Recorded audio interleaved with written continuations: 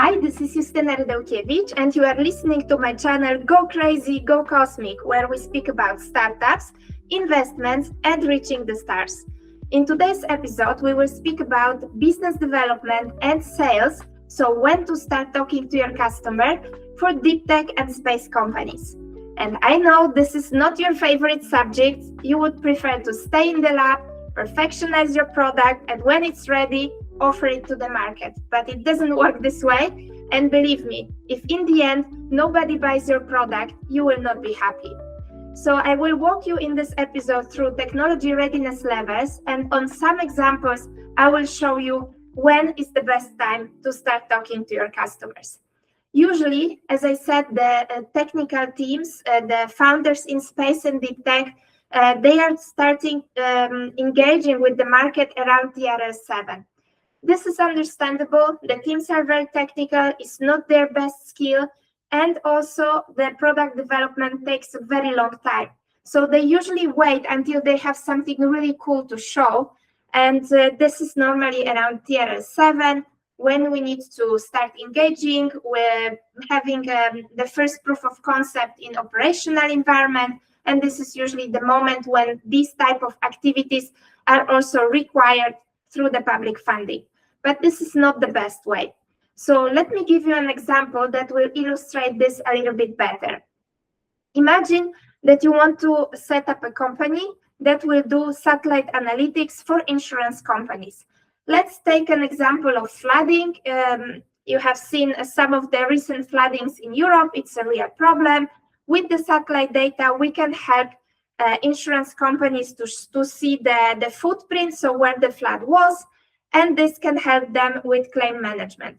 It's a simple solution already existing in the market. Again, it's only an example. So let's start with the product development cycle. We have TRL1 or 2. We have just the concept. We don't have yet an office. We don't have a team. We don't have anything developed. We don't have a product yet. So shall we already start talking to the market? Yes. Yes. So you go to a few insurance companies and you tell them, I want to do this solution. What do you think? And I know it's not easy to reach out to the insurance companies. We will have another episode on how to reach your potential customer. But now let's assume for this example that we have these contacts. And we talk to them and we say, look, I want to develop this solution using satellite data for flooding for your business. What do you think? And then the customer will tell us, for example, I have already a solution for flooding, but if you give me something for tornadoes or fire, I would be interested. And imagine you have nothing, you haven't invested a single euro yet, and you already have customer feedback, which will save you a lot of money and time not to build a product that nobody wants. And then you start developing the product. So you analyze the different data. You know that already that you would like to use Copernicus, maybe Landsat data, that this will be more or less the different modules of your product. And this is when, again, you go to the customer and you say, okay, if I use Copernicus data, the revisit time will be this, the resolution will be this. What is your opinion? And then the customer will tell us, okay, this is not enough. I cannot have the revisit time every week. I mean, if the flood happens today, I want to have the image today. I cannot wait until next week when you deliver me the data. And this is a very valuable feedback because then you can say, okay, but this will mean that you need to use commercial data. It will completely change the vision of your product. It will increase the cost significantly. So then again, you need the feedback from the customer. Will this be okay? And you see, you save so much time and money because you have this feedback. And what is also very important, that when you reach this TRL7 and you are ready to demonstrate something with the customer, you are ready to do some proof of concept, you already build the customer relationship over this time when you develop the product. And so then you have a much bigger chance that somebody will actually allow you to do this proof of concept at the customer side. And this is even more important in the upstream. When you develop your product for 7-10 years, imagine that if you start talking to your customers early, you can then engage them, and after this few years together, they will be much more willing to work with you. So it works exactly the same.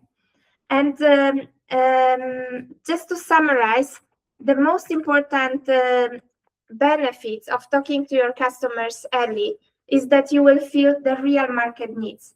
Normally, what the startups do when they prepare the idea, when they write their first business plan and apply for funding, they check reports. And this is good. I mean, I've been myself producing a report at USPA, which was showing the market trends, the revenues, the business value, and so on. And this is great. But this is theory, and this is the market itself. So you may believe that there is a market because satellite data in insurance, for example, is expected, this market is expected to grow. I think it's 1 billion expected in the next 5 years for this segment. But it doesn't mean that my company will be successful in this market. So it's great to have some public data, reports, trends, but then your specific case has to be validated every single time. And what it also means that if you talk to your customers early, you will discover additional use cases. So what is written in reports is something that is already known. But talking to your customers, you can discover new use cases, new ideas that are not known, but you will identify the problem. Because remember, in the end, we are not building products, we are solving problems. And what is even more important, you will avoid many costly design decisions that maybe at some point they will not be able to be changed anymore. And the last point I wanted to say is about the patents and the IPR issues, because many technical teams tell me that they cannot yet go openly on the market with their ideas because they are on the way of getting a patent, or they are afraid that their idea could be stolen. I know it's an important limitation, but in most of the cases, this is an excuse. Find a way to validate your product, no matter if you are waiting for a patent, no matter if it's not your best skill or you feel it's not your best skill, there is always a way. I wish you a lot of success with your companies and your products, and let's stay in touch.